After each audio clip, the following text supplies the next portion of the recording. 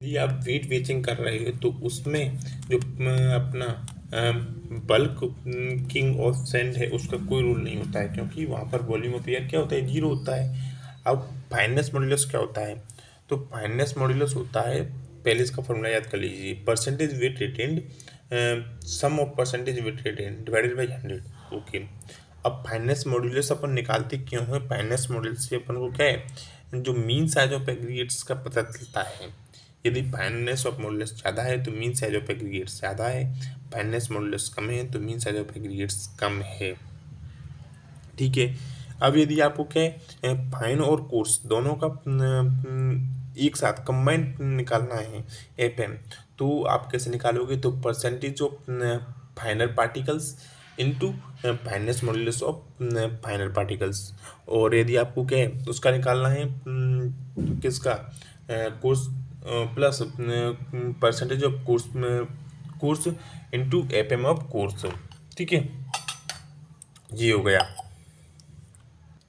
यदि किन्हीं एग्रीगेट्स का एफएम ज़्यादा है और आपने वो यूज़ किए, तो जो अपना कंक्रीट बनेगा वो हार्श कंक्रीट बनेगा, मतलब उसमें क्या सेग्रीगेशन जल्दी हो जाएगा, क्योंकि जो सीमेंट पेस्ट है उसका क्या है, अच्छे से बाइंडिंग नहीं हो पाएगी, अच्छे से उस सरफेस एरिया पर लग नहीं पाएगा बड़े बड़े पार्टिकल्स की पे। जबकि यदि छोटा है तो छोटे पार्टिकल्स को जोड़ने के लिए आपको क्या है, ज़्यादा सीमेंट वाटर सीमेंट रेशियो चाहिए होगा, जिसकी वजह से क्या होगा, आपको सीमेंट ज़्यादा चाहिए होगा, जिसकी वजह से अनइकोनॉमिकल हो जाएगी अपनी कंक्रीट। ओके। देखो, यदि आपको इस एग्जांपल का एफएम निकालना है तो देखो क्वेश्चन में दिया होगा सीव साइज और वेट रिटेन, फिर आपको क्या निकालना होगा, फिर आप निकालोगे क्यूमुलेटिव वेट रिटेन, फिर आप निकालोगे परसेंटेज वेट रिटेन, फिर इनका सम करोगे। परसेंटेज वेट रिटेन के सम में क्या है, में डिवाइड कर दोगे 100 का, तो आ जाएगा अपना क्या, एफएम आ जाएगा। दिस एफएम क्या है, 7.17 आया। तो मतलब इसका क्या है, आप नीचे से नंबर करो 1 2 3 7 8 9 10। तो 7.17 का मतलब है कि जो मीन साइज है वो 7th और 8th के बीच में है, मतलब कि जो मीन साइज है वो 1750 से 1650 से 1600 से 1750 के बीच में है। ओके। अब साउंडनेस, देखो साउंडनेस का मतलब क्या है, यदि अपनी कंक्रीट क्या है, में कम एक्सपांसन होते हैं तो वो साउंड है, यदि ज़्यादा एक्सपांसन होते हैं तो वो अनसाउंड है। ठीक है। या एक और एडिंग पढ़ लीजिए कि soundness is depend as the ability of aggregate to resist change in volume. Okay. देखो, जो अनसाउंडनेस होती है, सॉरी वॉल्यूम चेंज होता है, वो किसकी वजह से होता है, वॉइड्स की वजह से होता है। ठीक है।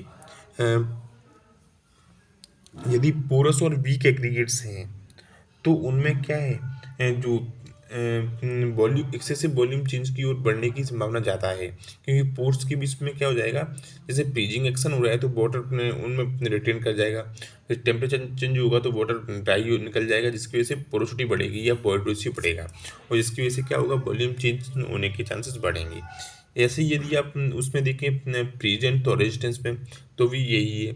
यदि पोरस हुआ और एब्जॉर्प्शन और पोरोसिटी ज़्यादा हुई तो वाटर एब्जॉर्ब कर लेंगे, फिर वो फ्री हो जाएगा, फिर चेंज होगा टेम्परेचर तो क्या है वो वाटर इवापोरेट हो जाएगा, जिसकी वजह से क्या है, पोरोसिटी बढ़ेगी, और पोरोसिटी बढ़ेगी तो क्या है, एक्सपांसन और कॉन्ट्रैक्शन का खतरा बढ़ेगा, जिसकी वजह से साउंडनेस और में चेंज होने के खतरे बढ़ेंगे। ओके। अब एल्कली एग्रीगेट रिएक्शन, तो यदि आपके एग्रीगेट की सरफेस पर सिलिका प्रेजेंट है तो ये सिलिका क्या करता है, वाटर में प्रेजेंट एल्कली के साथ क्या करता है, रिएक्शन करता है, जिसकी वजह से क्या बनाता है, एल्कली सिलिकेट बनता, जेल बनता है। और इस एल्कली सिलिकेट जेल का जो एक्सपांसन होता है वो 227% ज़्यादा होता है, जिसकी वजह से क्या होता है, जो बॉन्ड हैं सीमेंट और अपने एग्रीगेट्स के बीच वो टूट जाते हैं और स्ट्रेंथ कम हो जाती है। थर्मल प्रॉपर्टीज, तो जो थर्मल प्रॉपर्टीज ऑफ एग्रीगेट्स हैं वो हैं स्पेसिफिक हीट, थर्मल कंडक्टिविटी और कोफिशिएंट ऑफ एक्सपांसन। और जो स्पेसिफिक हीट और थर्मल कंडक्टिविटी है, ये मास कंक्रीटिंग के केस में हानिकारक होती हैं। जो लाइट वेट कंक्रीट है उसका यूज जैसे कि ब्लोटेड के लिए किसमें किया जाता है, थर्मल इंसुलेशन के लिए में किया जाता है। ठीक है। और जो यदि साइज ऑफ एग्रीगेट्स बढ़ेगा तो थर्मल कोफिशिएंट ऑफ एग्रीगेट्स बढ़ेगा। यदि कोई एप्रिसिएबल डिफरेंस होता है thermal expansion of cement paste और एग्रीगेट्स के बीच में, तो उससे क्या होता है, बॉन्ड स्ट्रेंथ टूट जाती है। Okay, grading requirement of aggregate. तो ग्रेडिंग रिक्वायरमेंट ऑफ एग्रीगेट, तो पहले क्या होता है, well graded aggregates, poorly graded या यूनिफॉर्मली ग्रेडेड या गैप ग्रेडेड। तो देखो ग्रेडेड, ग्रेडिंग से क्या पता चलता है, पार्टिकल साइज डिस्ट्रीब्यूशन, यानी ये कौन कौन से साइज के पार्टिकल्स प्रेजेंट हैं अपने एग्रीगेट्स में। ठीक है, और ये जो ग्रेडिंग की जाती है वो किस पर की जाती है, ग्रेडिंग कर पर की जाती है, जिसमें एक्स एक्सिस पर होता है परसेंटेज फाइनेंस और वाई एक्सिस पर होता है सीव साइज। ठीक है, जो ग्रेडिंग है वो किसको इफेक्ट करती है, वर्केबिलिटी को, फिनिशिंग कैरेक्टरिस्टिक्स ऑफ कंक्रीट को, और कॉम्पैक्शन और ऑफ हार्डन कंक्रीट को क्या करती है, अफेक्ट करती है। देखो वेल ग्रेडेड कंक्रीट में क्या होता है, वो एग्रीगेट्स में क्या होता है कि इसमें अपन को वाटर सीमेंट रेशियो कम चाहिए होता है, क्योंकि जो बड़े एग्रीगेट्स होते हैं उनके जो वर्ड्स होते हैं उनको क्या है, फाइनल एग्रीगेट्स पर देते हैं, और बाइंडिंग के लिए अपन को क्या है, वाटर सीमेंट रेशियो कम चाहिए होता है, जिसकी वजह से लेस श्रिंकेज होती है और ग्रेड होती है, और इसका पैदा क्या होता है, हाई स्ट्रेंथ मिलती है और इकोनॉमी भी कम मिलती है, और क्या होता है कि ग्रेटर ड्यूरेबिलिटी मिलती है। अब वैसे ही आप पुअरली और यूनिफॉर्मली ग्रेडेड एग्रीगेट्स में देखें तो इससे भी कम किया सकता है, पर इसके लिए जो वर्ड्स हैं उनको बढ़ने के लिए क्या चाहिए होगा, वाटर सीमेंट रेशियो ज़्यादा चाहिए होगा, जिसकी वजह से क्या होगा कि सीमेंट यदि ज़्यादा होगी तो श्रिंकेज ज़्यादा होंगे, जिसकी वजह से लो स्ट्रेंथ हो जाएगी, लो ड्यूरेबिलिटी हो जाएगी। अब ऐसे ही गैप ग्रेडेड में देखो तो इसमें भी क्या होता है, सरफेस एरिया लो होता है, जिसकी वजह से अपन को क्या है, वाटर सीमेंट रेशियो हाई चाहिए होता है। वाटर सीमेंट रेशियो हाई चाहिए होगा तो लेस ड्यूरेबिलिटी होगी और लेस स्ट्रेंथ होगी। ओके, देखो लास्ट वाला पॉइंट गलत हो गया। तो देखो जो गैप ग्रेडेड कंक्रीट है उससे आपको यदि अच्छी स्ट्रेंथ चाहिए तो आपको क्या है, लेस वर्किलिटी चाहिए होगी। तो आप लेस वर्किलिटी के साथ काम करोगे तो आपको अच्छी स्ट्रेंथ मिल जाएगी। ठीक है, यदि आप वर्किलिटी ज़्यादा कर दोगे तो क्या हो जाएगा, सेग्रीगेशन ऑफ पार्टिकल्स हो जाएगा, जिसकी वजह से क्या हो जाएगा, आप वो कास्टिंग नहीं कर पाओगे।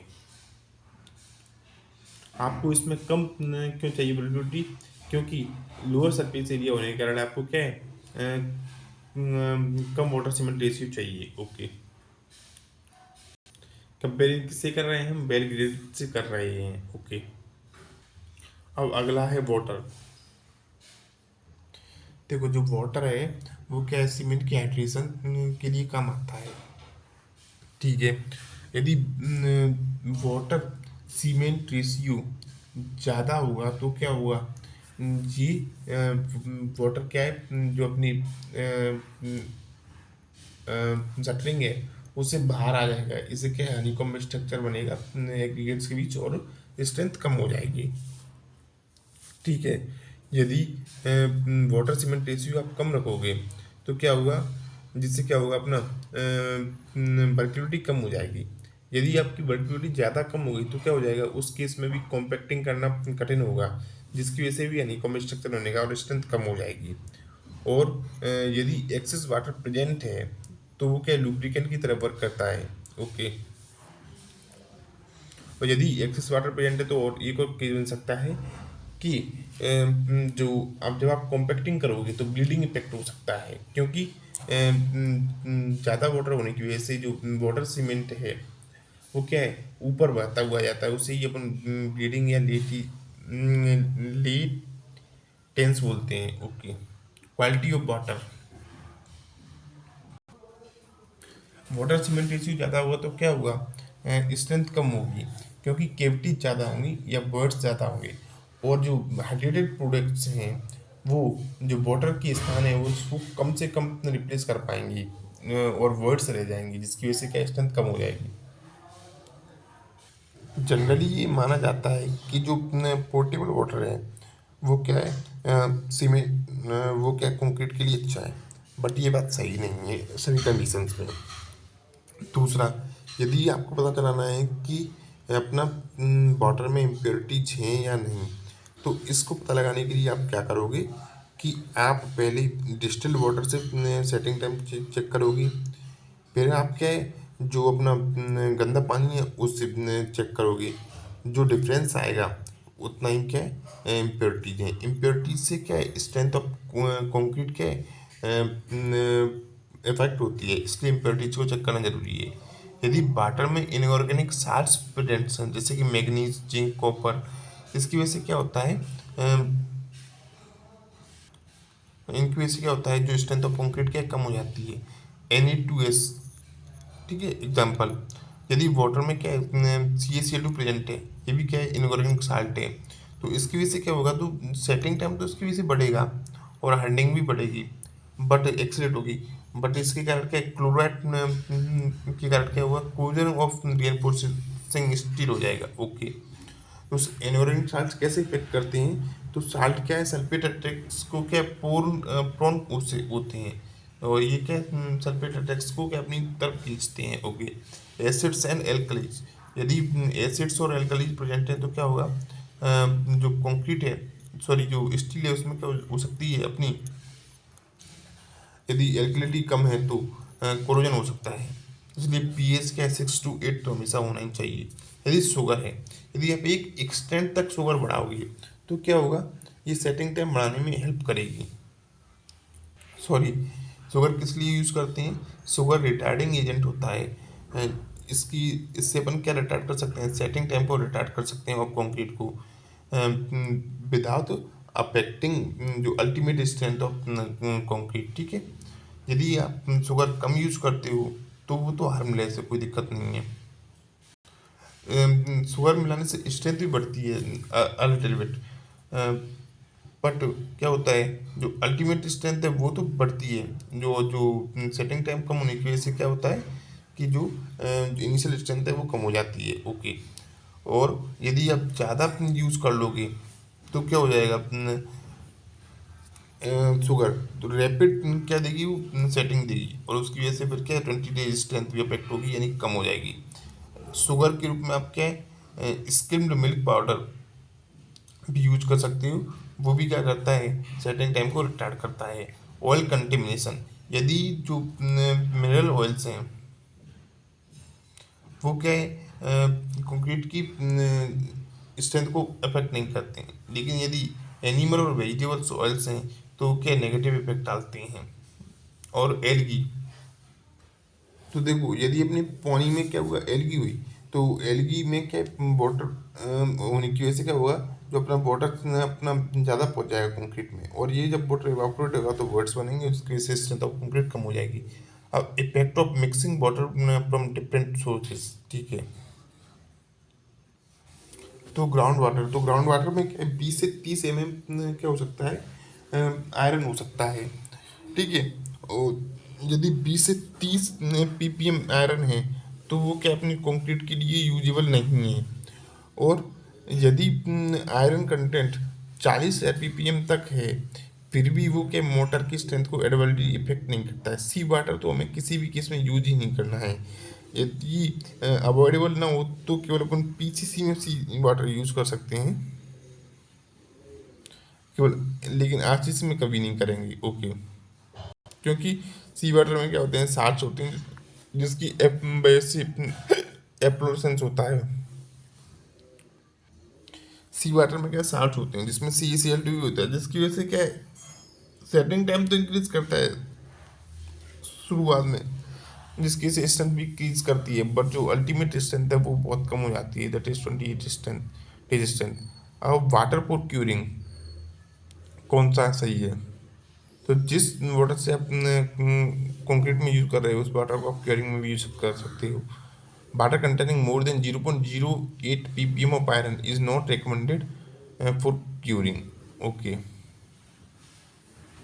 क्योंकि ये अपेयरेंस ऑफ क्योरिंग को क्योंकि यदि वाटर ज़्यादा साल्ट प्रेजेंट होंगे तो अप्रेजेंस हो जाएगा, जिससे अपेयरेंस खराब हो जाएगा, जो दिखता है वही दिखता है। स्टेजेस ऑफ कंक्रीट प्रोडक्शन, तो फर्स्ट क्या है, तो फर्स्ट है बेचिंग, फिर मिक्सिंग, फिर ट्रांसपोर्टिंग, फिर प्रेसिंग, फिर कॉम्पैक्टिंग, फिर फिनिशिंग, क्योरिंग, सभी को देखेंगे। ओके, आराम आराम से।